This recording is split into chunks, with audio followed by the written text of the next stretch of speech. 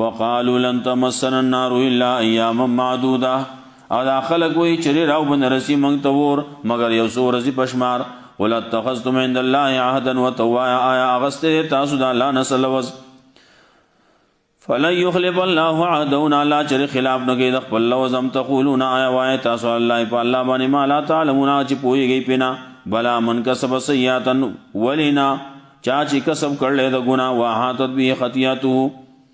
چاچی کسب کر لے دا شرک اور آگیر کدل را شرک دا گناہونو دا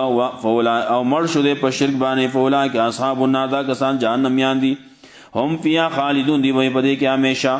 والذین آمنوا کسان چی ایمان راوڑے عمل صالح کر لے اولئک اصحاب الجنہ دا کسان جنتیان دی ہم فیہا خالدون دی بھئی پدے کے ہمیشہ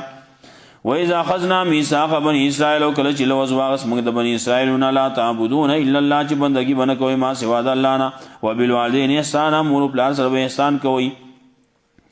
وذی القربى د رشتدارانو سره والیتامى د یتیمانو سره والمساکین او د مسکینانو سره وقولوا للناس حسنا او وای خلق ته د نیکی خبره واقیموا الصلاة او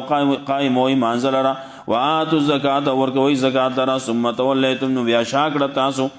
الا قلیلا منکم مگر لږ تاسو نه وانتم مورزون او تاسو یې اعراض کوونکی الله رب عزت مولا قرآن و سنت باندې عمل توفیق راکړي.